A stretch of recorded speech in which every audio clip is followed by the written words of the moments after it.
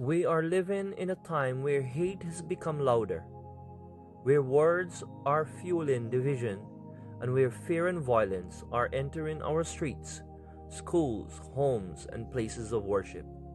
Every day, people are being targeted because of their faith, race, culture, or simply because they are different. But we refuse to allow hate to define our future. This series is about more than hate crimes.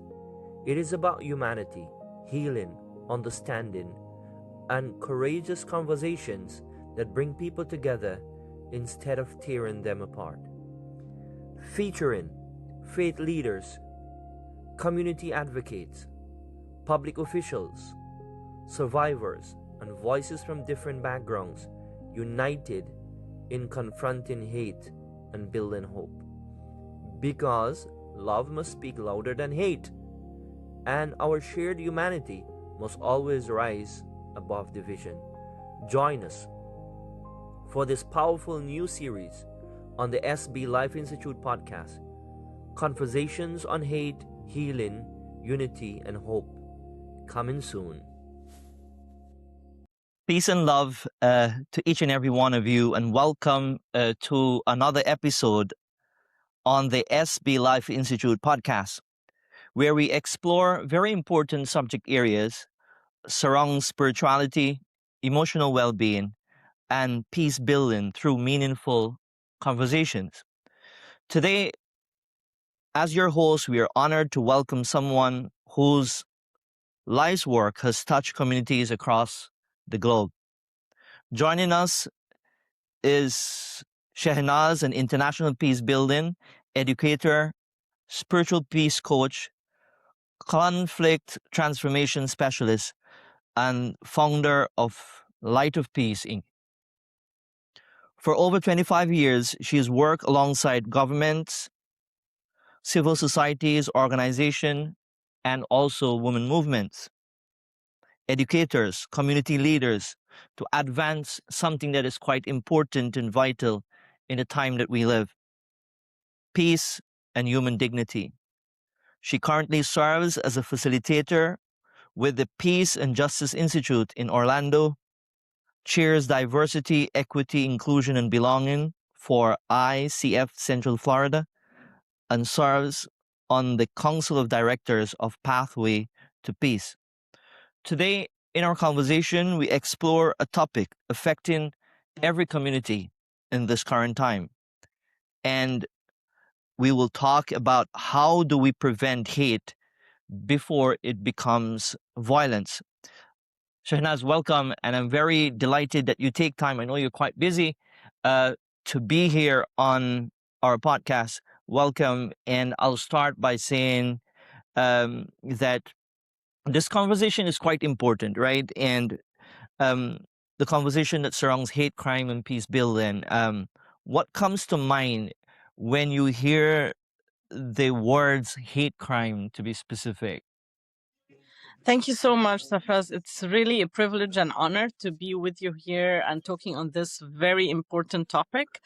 The first thing that comes to mind is really from my background and my experience is prevention, belonging, and restoration. So, do you want me to say more? Yes, please. Okay, so my background, I first started my background in public health. My mom is a public health professor, so I grew up hearing all the time prevention is better than cure. So we always, or a lot of the times, not always, wait for a problem to happen and then we think how can we deal with it or how can we fix it. But we need to go before that and think of even prevent a problem before even occurring. So that's the prevention. And then the belonging, again, coming from my just very recent background. I've been a chair of Diversity, Equity, and Inclusion and International Coaching Federation for the last 6 months. And I've learned so much, even though I had so many years in peace and conflict, but diversity and equity is very important, especially here in the United States. My background is from the Middle East, and coming here and seeing that the United States is a place of diversity. We have so many people coming from different cultures from all over the world. So it is very important that everybody feels that they are belonging in a big home for is here for all of us. And also restoration, because hate crime, I just was a part of a pilot project in Orlando on reporting hate crime, and we talked about why people do not report and what happens when they report. And of course, justice is important, accountability is important, but also what Yes. happens after that, right? It's not just accountability, it's for example, if a hate crime happened between neighbors, like that, they will go back after, justice takes its path, and they will see each other again. So how can we restore that? So, yeah. So so thank you so much for sharing that. It's important for us to have this conversation, as I said, and for us to understand the key point, a key point, and that is diversity. In diversity there is strength, and I think that message has to somehow get spread and disseminated in the various facets in society. A quick question, how has your work in DEIB, diversity, equity, inclusion building, transform the way that you think? Like I know of your background in coming, originally from Egypt, and that you're here in the United States, and you interacted with many people. How has your work in this particular field somehow transformed the way you think? Thank you so much. So in Egypt, I mean, I most of my life I lived in Egypt, but I also been traveling since a very young age, and I traveled all over the continent. I studied in Costa Rica and the University for Peace for a year and a half. I studied in Austria and Europe. I worked in Asia and Afghanistan. I traveled to Malaysia. So I traveled a lot, and also I worked 10 years in Egypt in the Library of Alexandria. Library of Alexandria is the is a hub for international participants coming. We used to have 3,000 plus conferences for people from all over the world on several topics. So throughout all these years, I had a great exposure to meet people from all over the world. Yes. And yeah, so I always, growing up, thinking that we're all one human soul. And I didn't really think of that we need to make an effort to feel belonging or to bring equity and diversity. I thought it was natural and normal.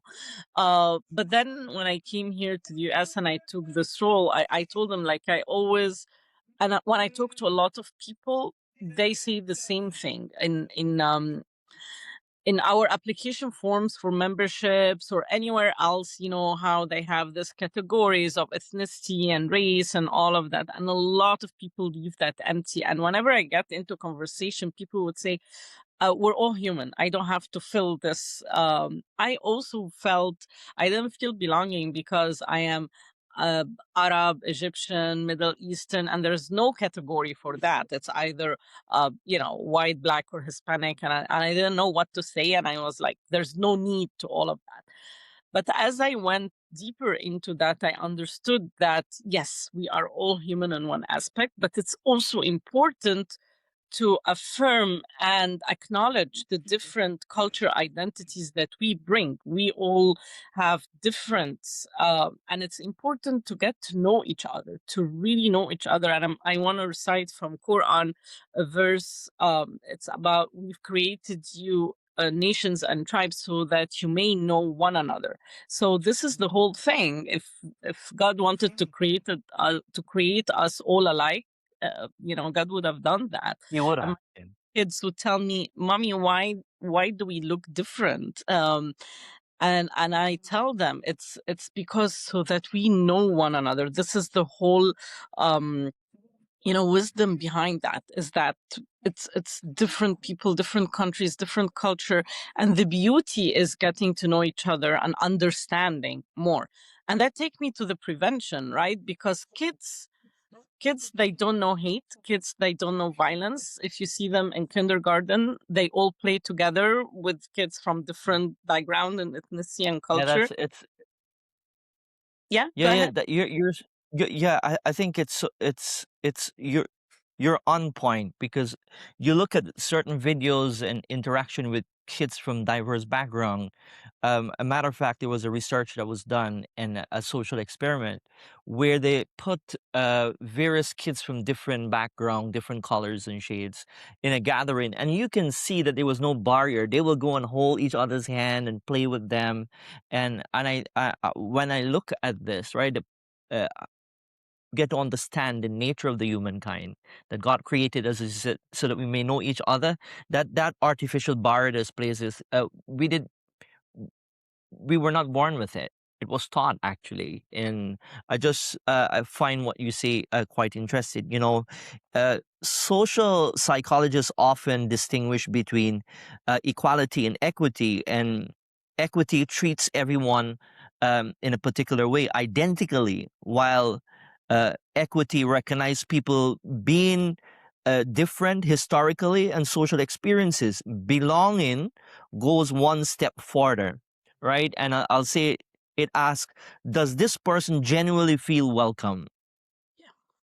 And when we look at that particular distinction, um, I think, being a social activist and a peace builder and also a peace ambassador, I think in helping people to understand this, that I don't want to get political in this discourse, but I think there is a need for policies from governmental officials to to be made to create inclusion, and I think that will help as well. While we're trying in our platform to emphasize on this, it's also important for um, policies to be made to accept everyone. As you said that you shared a few minutes ago about the Quranic verse, um, this also reminds me of something very beautiful in the Islamic tradition,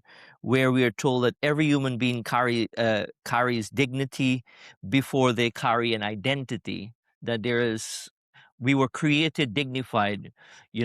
God created us in that way, and so while we try to identify ourselves as from a particular nation, particular religion, political particular orientation, that I think that seriously, I do believe that um, our dignity comes before our identity, and honoring someone's story deepens our humanity, and that's something I firmly believe. I just want to ask, as we move forward, what are the root causes of hate? If you can kindly share that, we'll really appreciate it. I love this question very much. And I would like here to really acknowledge Marshall Rosenberg, the founder of Nonviolent Communication, because through my Yeah. studies, I've studied the culture of peace, and and also we studied a lot Marshall Rosenberg work because it's very practical. And I did a whole program on the difference between culture of peace and culture of violence. So again, I like to quote Marshall Rosenberg because when he was young kid, he was discriminated against. He was bullied because of his identity, and in his neighborhood, there was a hate crime and killing, and um, he had to stay in his room for 3 nights. And as a young kid growing up, he was confused. Why do I have to be imprisoned in my room because some people there killed each other? And all his life he was asking two questions: what makes people violent, and and the other way, like there are some people that no matter what happens they stay peaceful. So he studied clinical psychology and everything, but then at the end he came up with this nonviolent communication. And he says it's not new, it's just a reminder, it's just a formula to remind you, because we all are born on the compassion. Like this is our nature, as we talked before about kids.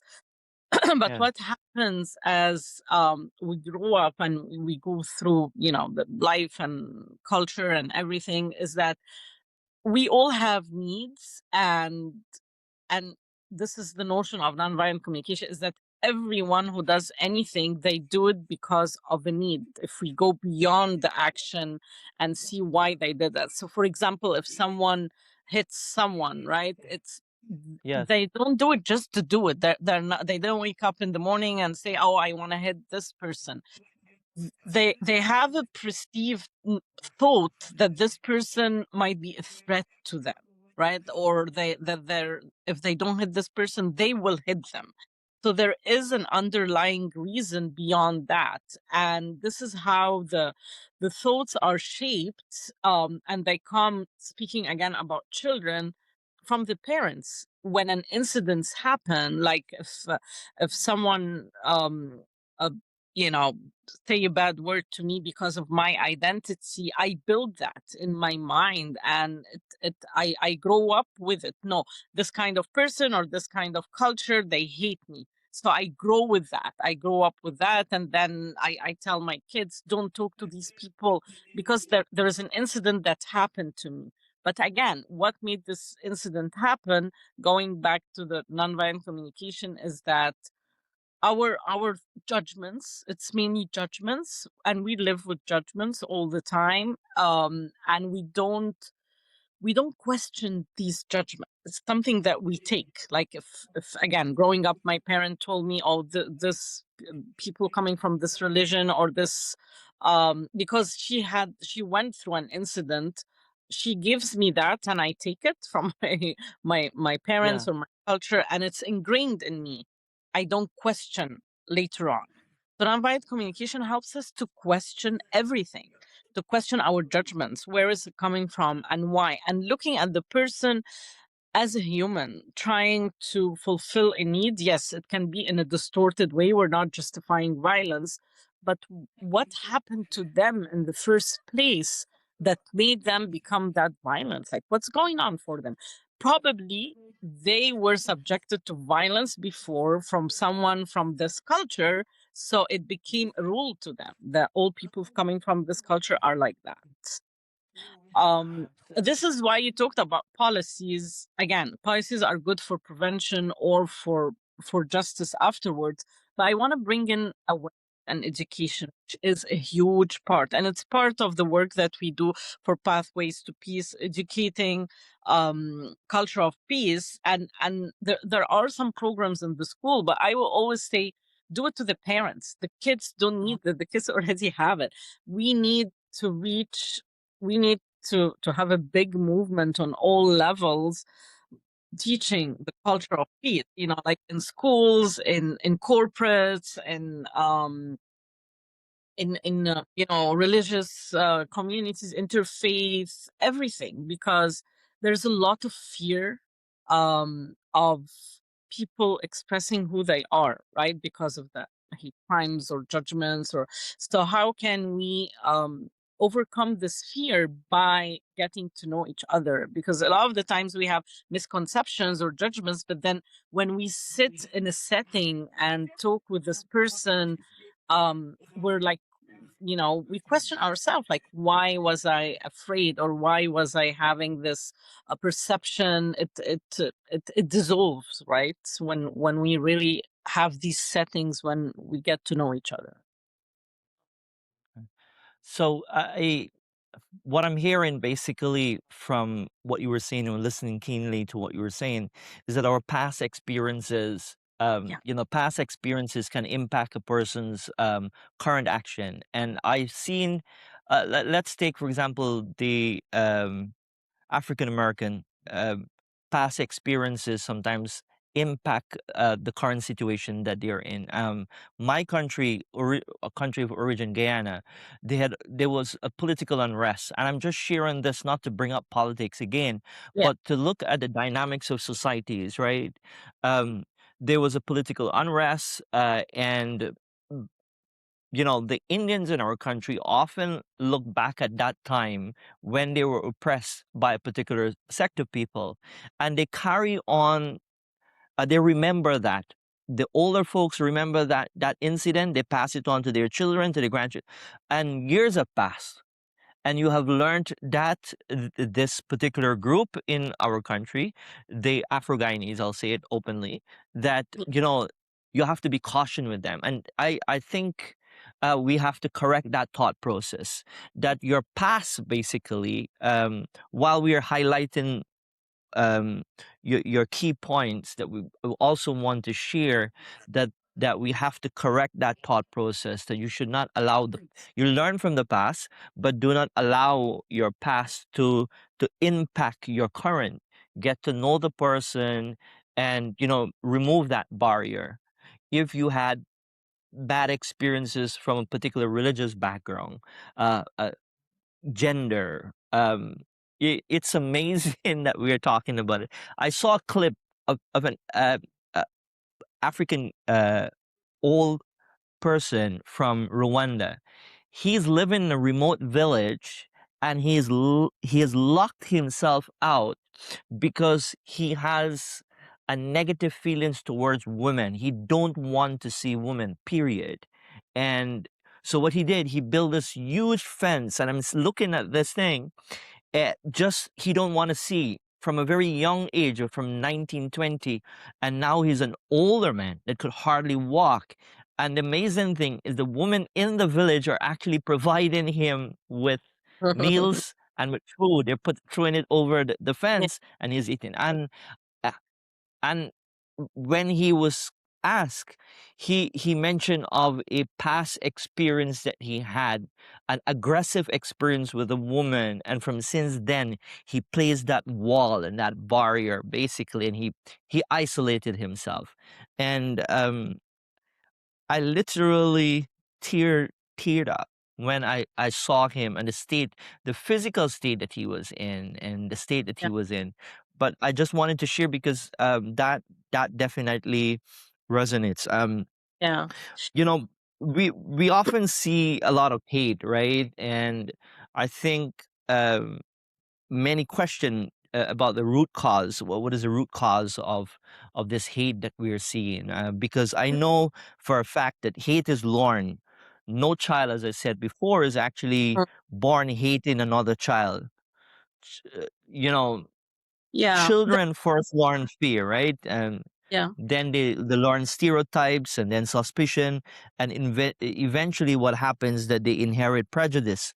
So this social conditioning, as psychologists may say. Maybe I would glad if you can, elaborate how peace building seeks to somehow interrupt this conditioning that we're Yeah. seeing in our community. Yeah, I want to go back to you before I get to that, about the reasons. There's so many reasons why there is violence. Trauma, a big one, as you said, and it's not just trauma of the person themselves or going through the past experience, but the generation, right? Like that, what you were Yeah. talking about, seeing like in war-torn societies, there are generation of trauma, generation of killing and hatred, and this stays, even it was years ago, but it stays through the years. And this is why the healing, the restoration, the reconciliation is important. You cannot start talking about peace when there is a lot of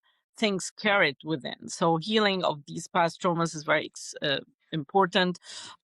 Media is a big influence in University for Peace. We studied peace media, and there's no peace media. It's all, you open the news, it's all bad news, hate, cry, even social media and everything, because um it has something to do with the chemistry of the brain. The brain likes to see excitement and likes to see this news that there is action and things like this is happening. So I mean, this is what sells, right?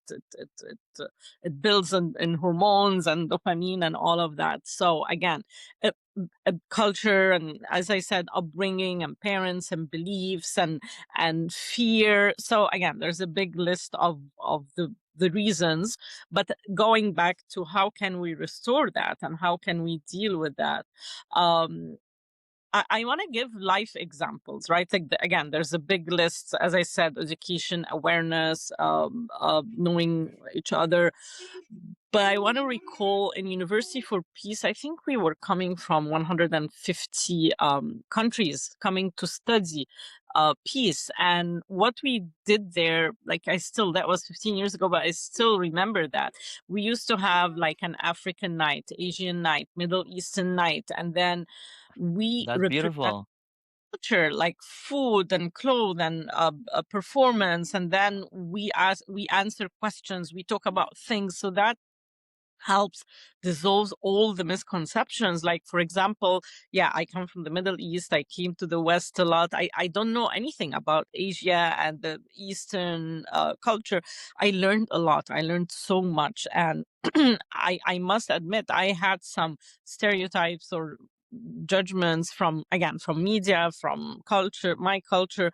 But then when I attended such events and I got to know that was an amazing experience. Why don't we bring more of this everywhere? Unfortunately, even within one culture or within one faith, there are different culture. You would see different sects and just people coming together because, of course, there is familiarity and they know each other. But again, it's like there are differences inside everything, right? And also, as you were talking about the experience you shared, I want to mention a great example from Nigeria. Uh, they are the imam and the pastor, and their story was fascinating. They go all around the world and they teach peace and conflict resolution. There is a lot of conflict between Christians and Muslims in Nigeria, and the I think the pastor had his arm or leg was gone through a conflict, and one of them wanted to kill the other for like 10 years, right? And they were like, I will Right. kill them because blah blah blah. And then somehow they managed to get together and they became friends. And now for so many years, they, not just Nigeria, they traveled the world to teach people how, from wanting to kill each other, now that they are going together to bring that peace. Back to the University for Peace, recalling Rwanda, we had two men from the Hutu and the Tutsi, and we did Yeah, celebrate Rwanda. Rwanda Yeah. genocide, everything. And you see them coming together and working together and studying together for a future of peace. So all this initiative needs to be highlighted. Again, restorative justice and all the good examples that are there, and stories need to be highly disseminated. As we disseminate this violence media, we need to bring all these great stories beyond the scene that are most of the time not shown, right? Because these are things that would help with with human emotions and inspiration as well. Yeah. So what I'm hearing basically, like, having platforms, having conversation. That's one, talking about it, sharing stories, education. Um, these are practical steps that we can actually take in somehow counteract that hateful rhetorics that we are actually seeing, or narratives that we are seeing, or the peddling of hate. Education, I think, is a key thing, as you're saying. Um, to ensure that we share the stories and initiatives that are being um, taken across the globe to build harmony and togetherness. And I think this is a great start, and this is a great start for us to do this. I really believe in having these open dialogues.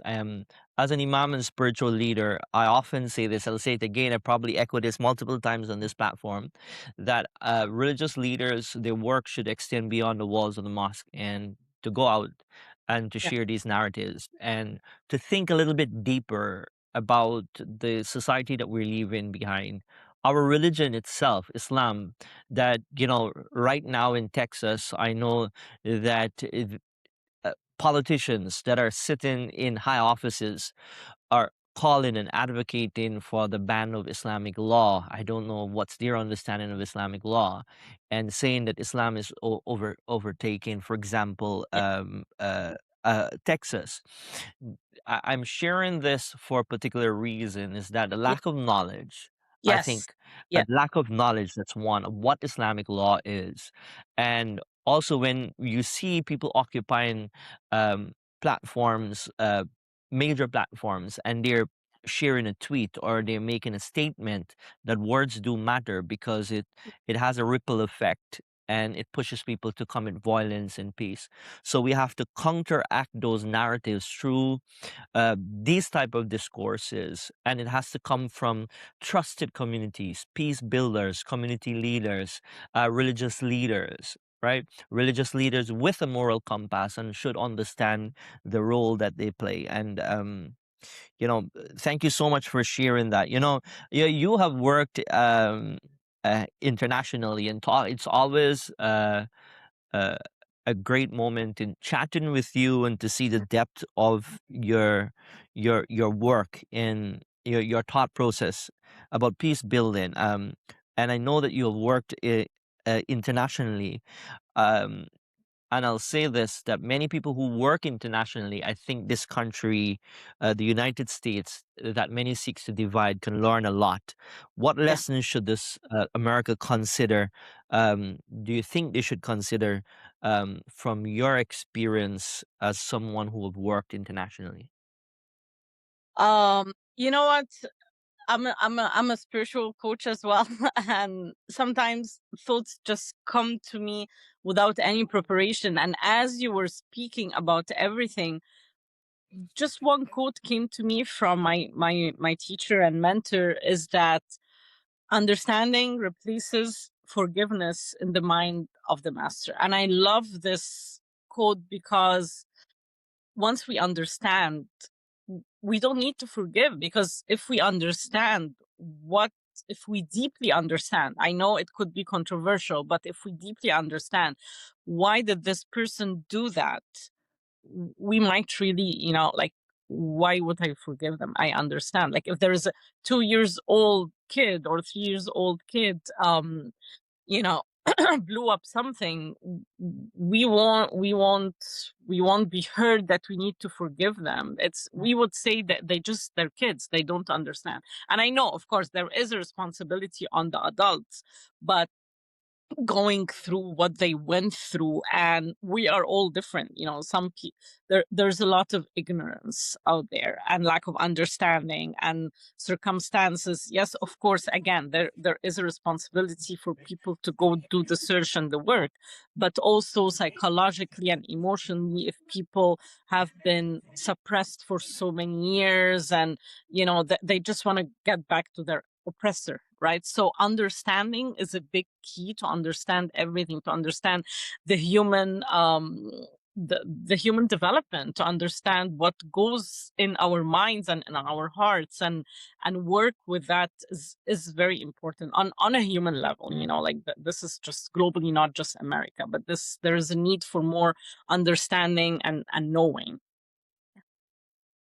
So we're approaching the end of our discourse, and I just want to ask, if you're to offer an advice or a counsel to the various communities in the U.S. and beyond, and for our listeners, what would that be?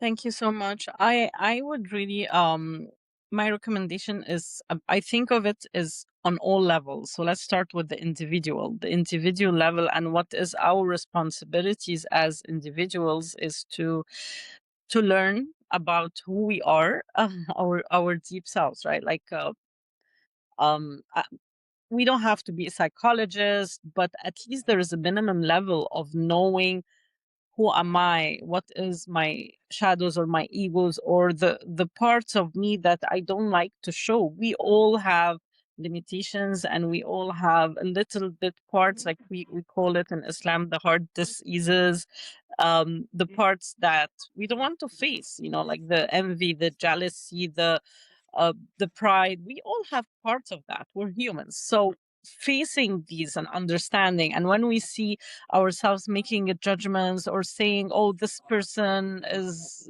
that, or to have a moment with ourselves and question and go deep and recall our beliefs and who do we really want to be as humans living this life? Do we want to have love in our heart, or do we want to have fear? Like being conscious in the way we live, being conscious in the way we think, being conscious in even our words. Sometimes words can really hurt. So working on that self level is important, and also with the others, compassion, understanding, more understanding of starts with the family in the home. And there's a lot of conflicts inside the home, but when we sit and understand and try to have an open conversation and talk about our emotions and our needs, and like try to really work with our judgments, and then we go further into the communities, the school, the institution, the education institutions, doing more of events and dialogue, like the ones I just shared from University for Peace, corporate. Everyone has a responsibility in all levels, government and policy, and all of that. These podcasts, media, all of that. So if we can all really think and have a conscious choice. Again, my mentors would say every thought or word or action, it's either contraction or expansion. It's either love or fear. So we need to think and choose and be conscious on all levels. What is it that we want to bring to this lifetime? Because life is very short. We're here just for a short period, and it's not worth it, all this hate and all this animosity, because we are the one who suffer when we have any anger or hate in our hearts. It's like we carry this forward, and it affects our life in all levels. So thank you so much, Shahnaz. As we conclude our program, I just want to say thank you for reminding us that peace is not merely an international agenda. It's a deeply personal responsibility that we have. And today's conversation has shown us that preventing hate is not solely the work of law enforcement. It's not the work of parents. It's not only the work of educators and faith leaders and neighbors and policymakers, businesses, but every individual who chooses empathy over fear, right? This is our responsibility as human beings. Well, God created us in a particular way, and we have that obligation to live in a peaceful manner and let our actions speaks in a positive, using a positive voice. Your emphasis on belonging, prevention, and restoration offers a very powerful framework, I think, for building healthier communities. And I think I like that you have,